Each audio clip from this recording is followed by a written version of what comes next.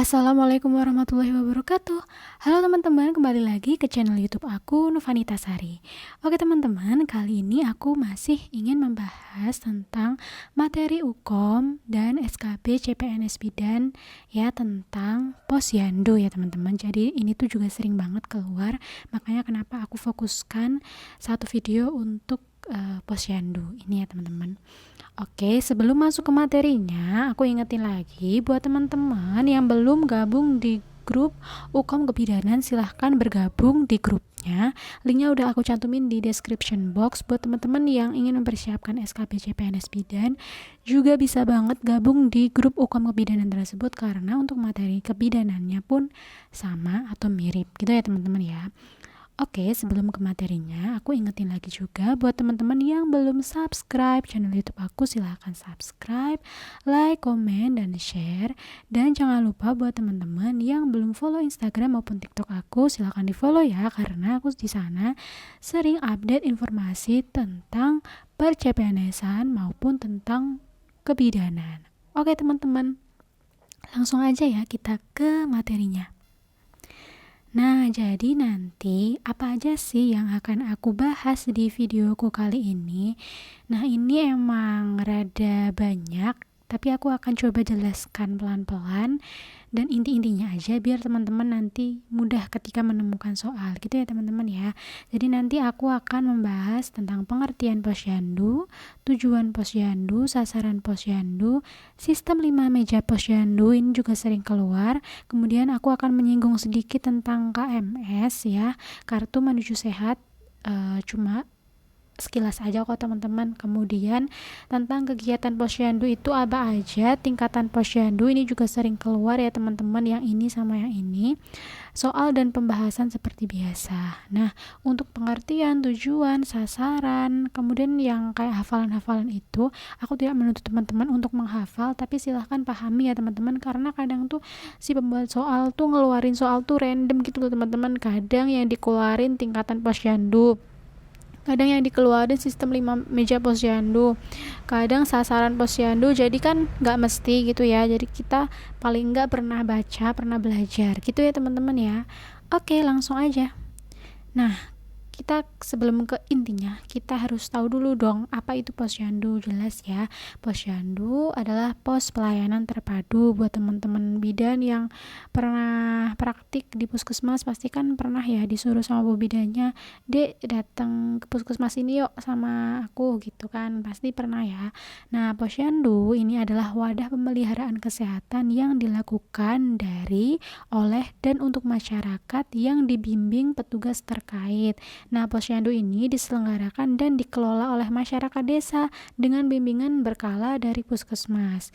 Nah, posyandu dilaksanakan setiap bulan menggunakan 5 meja, di mana 4 meja digunakan oleh kader posyandu dan 1 meja oleh petugas kesehatan. Nah, untuk sistem 5 meja ini nanti akan aku jelaskan di slide selanjutnya untuk lebih detailnya. Gitu ya teman-teman ya.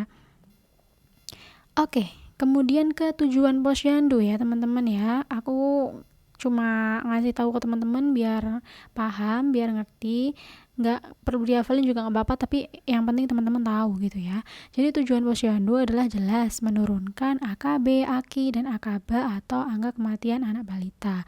Kemudian mempercepat penerimaan NKKBS, norma keluarga kecil bahagia dan sejahtera. Kemudian meningkatkan peran serta masyarakat untuk mengembangkan kegiatan kesehatan dan KB serta kegiatan lainnya untuk mencapai masyarakat sehat sejahtera. Selanjutnya adalah wahana gerakan reproduksi keluarga sejahtera, gerakan ketahanan keluarga, dan gerakan ekonomi keluarga sejahtera. Tahu ya teman-teman ya, tujuan dari posyandu tuh ini. Nah, kemudian sasaran posyandu tuh siapa aja sih gitu. Nah, sasaran posyandu adalah bayi, balita, ibu hamil, nifas dan menyusui, kemudian pasangan usia subur gitu ya. Oke, next. Nah, kita ke sistem 5 meja posyandu. Ini sering banget keluar teman-teman. Silahkan teman-teman catat di kertas kecil, kemudian tempel di tembok biar hafal, atau di buku catatan teman-teman juga boleh ya. Jadi pada hari buka posyandu dilakukan pelayanan masyarakat dengan sistem 5 meja. Meja pertama itu adalah bagian pendaftaran ya, ini dilakukan oleh kader kesehatan. Kemudian meja kedua, ini kan ada meja 1, 2, 3, 4, 5. Meja kedua ini untuk penimbangan, ini dilakukan oleh kader. Meja ketiga ini pengisian KMS juga dilakukan oleh kader. Meja keempat ini adalah penyuluhan perorangan berdasarkan KMS, ini dilakukan oleh kader. Ya, kemudian tapi kadang waktu aku pernah ikut posyandu tuh kadang penyuluhan dilakukan oleh bidan juga pernah, tapi di sini kader ya, biasanya kalau di teori-teori di buku-buku referensi dituliskannya adalah kader.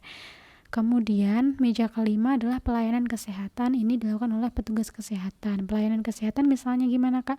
Misalnya imunisasi, kemudian suntik KB, yang kayak gitu ya, ini dilakukan oleh petugas kesehatan. Jadi paham ya teman-teman ya, sistem 5 meja posyandu adalah seperti itu. Jadi jangan sampai ketukar-tukar ya. Biasanya ditanyain, Nyonya X datang bersama si balitanya itu melakukan penimbangan. Nah, pada meja berapakah? Gitu kan intinya yang ditanyakan di soalnya meja 2, kan penimbangan dilakukan di meja kedua. Kayak gitu sih teman-teman, gampang ya. Oke, kita ke KMS. Aku singgung dikit-dikit ya. KMS itu apa? Jadi, KMS atau Kartu Menuju Sehat adalah media untuk mencatat dan memantau riwayat kesehatan balita secara lengkap, meliputi pertumbuhan, pelaksanaan imunisasi, penanggulangan diare, pemberian kapsul vitamin A, kondisi kesehatan pemberian ASI eksklusif, pemberian MPASI, dan perkembangan anak dengan melihat garis pertumbuhan berat badan anak dari bulan ke bulan. Nah, pada KMS dapat diketahui status pertumbuhan anak. Kan itu ya teman-teman, bulan imunisasi. Itu kan juga dicatat tuh, kalau misalnya anaknya belum dapat vitamin kan kelihatan. Jadi si petugas kesehatan, kader bisa tahu apa sih butuh apa sih si anak ini yang perlu diperbaiki dan lain-lain gitu ya teman-teman ya. Nah, contohnya kayak gini KMS untuk anak laki-laki dan perempuan tentu beda ya. Untuk laki-laki biru, untuk yang perempuan pink. Insya Allah kalau ada kesempatan aku coba kapan-kapan ya teman-teman, kalau ada kesempatan aku buat video khusus pengisian KMS, insya Allah ya. Oke, kemudian kegiatan posyandu itu apa aja sih? Nah, kegiatan posyandu itu meliputi ini teman-teman, jenis pelayanan minimal pada anak seperti penimbangan, pemberian MPASI dan vitamin A, imunisasi, kemudian kalau untuk ibu hamil ada kelas ibu hamil, kemudian penyuluhan atau konseling kesehatan KB, gizi, pencegahan dan penanggulangan diare dan lain-lain. Aku dulu tuh pernah ya teman-teman, waktu ikut posyandu di daerah suatu kota. Nah, itu tuh karena maju banget, keren lah pokoknya posyandunya itu ngadain kegiatan kayak datengin kokinya bukan koki biasa ya teman-teman. Jadi di sana ngajarin ibu-ibunya buat bikin kayak resep MPASI rumahan dari bahan biasa bisa diolah menjadi unik gitu loh teman-teman. Kalau sekarang tuh modelannya kayak dibikin bento, dibikin makanan macam-macam gitu. Jadi si ibunya excited buat datang ke posyandu. Jadi mungkin kader-kadernya sangat kreatif banget bikin ngundang koki, karena kan di masing-masing posyandu kan ada dana sehatnya masing-masing ya. Jadi tergantung oleh posyandunya sendiri-sendiri gitu. Kemudian kegiatan tambahannya ada PAUD, kesehatan reproduksi remaja atau KRR, kemudian ada tabungan ibu bersalin, UKGMD atau usaha kesehatan gigi masyarakat desa, kemudian ada BKL atau bina keluarga lansia, dan lain-lain gitu. Nah, kemudian kita ke tingkatan posyandu ini juga sangat urgent. Kenapa urgent? Karena ini juga sering keluar. Kalau nggak paham dari awal nanti akan bingung ya. Ada hafalannya juga, tapi buat teman-teman yang mungkin susah ngehafal, saranku sih ya, kalau aku dulu bikin catatan gitu, jadi aku pisah-pisahin Pratama, Madya, Purnama, Mandiri. Kalau misalnya udah aku bikin tabel, nanti akan aku cantumin di sini ya teman-teman, untuk tabel dari Pratama, Madya, Purnama, Mandiri, biar teman-teman mudah untuk membedakannya kayak gitu ya. Oke, kita bahas satu-satu ya teman-teman. Nah ini tuh tingkatan posyandu ini ngebedainnya itu berdasarkan indikator ini teman-teman. Indikator yang pertama adalah berdasarkan frekuensi penimbangan. Kalau posyandu pratama ini tuh frekuensi penimbangannya adalah kurang dari 8 kali. Kemudian rata kader tugasnya untuk posyandu pratama ini kurang dari 5 kadernya. Kemudian rata cakupan D per S. Cakupan D per S itu adalah indikator yang menggambarkan tingkat partisipasi masyarakat dalam kegiatan di posyandu. Nah, kalau di posyandu pratama, rata cakupan D per S-nya itu adalah kurang dari 50%, masih kurang gitu. Kemudian cakupan kumulatif KB-nya masih kurang dari 50%. Cakupan kumulatif KIA-nya juga masih kurang dari 50%. Cakupan kumulatif imunisasinya masih kurang 50% juga. Kemudian program tambahan tuh misalnya nih kelas ibu hamil gitu, itu tuh nggak ada kalau di posyandu pratama. Kemudian cakupan dana sehatnya untuk di posyandu pratama, sebentar teman-teman. Nah, untuk cakupan dana sehat posyandu pratama itu 50% gitu. Jadi ini ya teman-teman, gimana Kak cara bedain tingkatan posyandu? Nah, ini teman-teman berdasarkan indikator ini gitu. Nah, untuk yang posyandu madya teman-teman silahkan baca sendiri ya. Emang sih teman-teman ini butuh hafalan ya. Kemudian purnama ini silahkan teman-teman screenshot. Kemudian yang purnama, oke, mandiri ya teman-teman ya. Ini aku lupa belum ganti. Ini yang mandiri. Teman-teman silahkan screenshot boleh. Nah, setelah ini akan aku buatkan tabel biar teman-teman gampang bedainnya kayak gini teman-teman. Tingkatan posyandu ini kan dibedakan berdasarkan indikator ini ya kan. Nah, pratama, madya, purnama, kalau mandiri itu udah lebih dari 8, ini juga udah lebih dari 8, ini juga udah lebih dari 8. Kemudian apalagi nih, ini teman-teman ya, program tambahan untuk purnama mandiri udah ada, yang ini belum. Kemudian cakupan dana sehatnya, kalau yang mandiri udah lebih dari 50%. Silakan teman-teman buat tabelnya. Cara mudahnya emang harus sering-sering latihan soal sih teman-teman ya, jadi hafal gitu. Pelan-pelan gak apa-apa teman-teman ya. Oke. Kemudian kita ke soalnya teman-teman. Nah, ini soalnya udah aku share di grup Ukom Kebidanan di Telegram. Buat teman-teman yang pengen mau coba kerjakan silahkan. Nah, sekarang kita bahas bareng-bareng ya teman-teman ya. Oke, pertanyaannya adalah di meja berapakah pelayanan tersebut dilakukan? Nyonya K membawa anaknya untuk posyandu rutin di bulan Februari. Anak Nyonya K akan menerima imunisasi oleh petugas kesehatan. Di meja berapakah pelayanan tersebut dilakukan? Nah, oke, aku garis bawah ya. Di sini kan dibawa ke posyandu nih, mau menerima imunisasi, ya kan? Mau menerima imunisasi. Nah, tadi kalau meja keberapakah yang pelayan kesehatan? Jelas banget ya teman-teman, pelayanan kesehatan diberikan di meja kelima oleh petugas kesehatan. Ini berarti jawabannya adalah yang gampang banget kan ya. Teman-teman silahkan nih pahami atau mungkin boleh nih dihafal dengan sistem 5 meja ini. Kayak gitu sih, gampang kan. Oke, kita ke soal yang ini. Tada, gak apa-apa, pelan-pelan kita coba kerjakan ya. Apa tingkatan posyandu tersebut berdasarkan data di atas? Nah, kalau misalnya teman-teman gak hafal tabel yang aku bikin tadi, kan ribet ya kan. Nah, makanya aku saranin sih kalau misalnya teman-teman sanggup dan ada waktu untuk ngehafal, silahkan dihafal, gak apa-apa. Lumayan kan 1-2 soal gitu. Oke, posyandu madani memiliki kader 8 orang. Penimbangan rutin tiap bulan, rata-rata cakupan D per S-nya adalah 75%, cakupan KB-nya adalah 60%, KIA-nya adalah 75%, imunisasinya 80%, ada kelas bumil rutin tiap bulan, kemudian cakupan dana sehatnya 45%. Nah, oke, kita coba kerjakan bareng-bareng ya teman-teman ya. Kalau misalnya menemui soal kayak gini, aku biasanya sih aku skip dulu, aku coba kerjakan soal-soal lain yang nggak butuh ingatan-ingatan terlalu dalam, karena nanti akan memakan waktu. Biasanya aku kerjakan di akhir-akhir teman-teman. Nah, oke, kita coba kerjakan ya. Nah, Posyandu Madani ini memiliki kadernya ada berapa nih? 8 orang. Kita lihat ya teman-teman, yang memiliki kader 8 orang mana aja.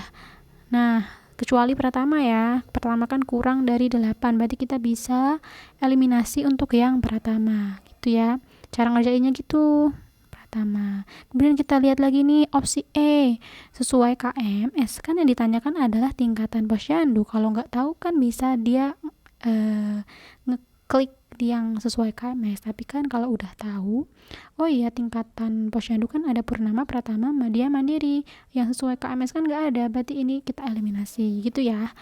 Oke, kita lihat lagi. Ya, kadernya 8. Kemudian penimbangannya rutin nih tiap bulan. Kita lihat rutin tiap bulan. Kalau rutin tiap bulan masuknya yang lebih dari 5 ya teman-teman ya. Kalau misalnya nggak rutin biasanya kok rutin? Astagfirullah, salah teman-teman, mohon maaf. Ini ya, kadernya kan 8. Aku tadi salah nunjuk ya. Kadernya 8 kan berarti yang ini. Ya kan, kader lebih dari 8, berarti kan otomatis dia bukan pratama, jelas ya. Kemudian antara madya, purnama atau mandiri. Kemudian frekuensi penimbangannya di sini diketahui rutin tiap bulan, berarti tiap bulan itu kan berarti lebih dari 8 ya teman-teman ya. Pratama jelas bukan. Waduh, bingung nih, madya, purnama apa mandiri, masih belum ketemu. Oke, kita cari yang lain lagi. Kemudian rata-rata cakupan D per S-nya adalah 75%. Rata-rata cakupan D per S. Pratama jelas, bukannya kita udah nggak bahas pratama lagi ya, karena udah kita eliminasi. Kemudian madya kurang dari 50%. Oke, berarti kita bisa eliminasi ya, karena tadi kan diketahui di soal untuk cakupan D per S-nya kan 75. Berarti madya kita bisa eliminasi ya teman-teman ya. Oke. Kita bisa eliminasi yang madya, berarti tinggal purnama dan mandiri. Oke, kita lihat lagi. Cakupan KB-nya 60%. Kita lihat cakupan KB 60%. Oke, purnama lebih dari 50%, mandiri lebih dari 50%. Waduh, sama-sama nih. Berarti kita cari lagi nih yang lain ya. KIA 75%, imunisasi 80%. KIA di purnama lebih dari 50%, masih sama. Mandiri juga sama. Oke, kita lihat yang lain lagi ya. Di sini diketahui di soal kelas bumil rutin tiap bulan, berarti ada program tambahan ya teman-teman ya. Program tambahan di purnama ada program tambahan, di mandiri juga ada. Waduh, yang mana nih? Kita lihat lagi ya. Kemudian yang di sini ada diketahui cakupan dana sehatnya adalah 45%. Ya kan, 45% nih. Kita lihat. Kalau di purnama cakupan dana sehatnya adalah 50%. Ya, kalau di mandiri adalah lebih dari 50%. Berarti mohon maaf teman-teman, ini aku salah typo. Ini aku tadi tuh nyatetnya waktu bikin soal ini 50% ya, bukan 45%. Oke. Berarti jelas ya teman-teman ya, kalau yang 50% kan cakupan dana saya dari purnama. Ya, ini aku ganti deh biar teman-teman gak bingung. Nah, berarti ini di grup Telegram juga 50% kok. Di sini di slide aku lupa belum ganti. Nah, berarti jawabannya yang mana nih? Yang purnama. Gampang banget kan? Kayak gitu sih, gampang banget. Nah, oke, ini udah di slide terakhir. Untuk materi posyandu sekitaran itu sih teman-teman. Mungkin kalau misalnya teman-teman masih ada yang bingung, silakan teman-teman komen aja di bawah, boleh banget. Kemudian kalau misalnya aku ada salah kata atau salah penulisan atau salah ucap, teman-teman boleh kok kasih masukan. Nah, karena namanya manusia ya, kadang memang nggak sempurna gitu teman-teman. Oke, ini aja yang bisa aku sampaikan. Kemudian aku ingetin lagi nih buat teman-teman yang mungkin ingin mempersiapkan SKB CPNS Bidan, boleh banget ini persiapan dari sekarang untuk ikut bimbel Ayo CPNS. Untuk linknya udah aku cantumin di description box. Nah, kemudian jangan lupa tuh masukin kode referral lolos ASN Oke, karena kalau nggak pakai kode referral itu nanti teman-teman bayarnya akan jauh lebih mahal. Kalau pakai kode referral itu nanti akan dapat potongan harga. Nah, di Ayo CPNS itu teman-teman akan dikasih banyak paket soal dan pembahasannya juga. Nah, buat teman-teman yang mungkin waktu itu tanya kan, ada yang pernah tanya, Kak dulu pakai buku apa ya waktu persiapan UKOM. Nah, aku pernah bikin video di TikTok tentang buku UKOM yang aku pakai. Nah, untuk link pembelian bukunya juga udah aku cantumin di description box. Gitu aja sih teman-teman. Oke, ini aja yang bisa aku sampaikan. Semoga bermanfaat buat teman-teman. Jangan lupa ya teman-teman, aku ingetin lagi buat like, komen, dan subscribe channel YouTube aku. Jangan lupa follow Instagram maupun TikTok aku. Sekian dari aku. Wassalamualaikum warahmatullahi wabarakatuh. Bye bye.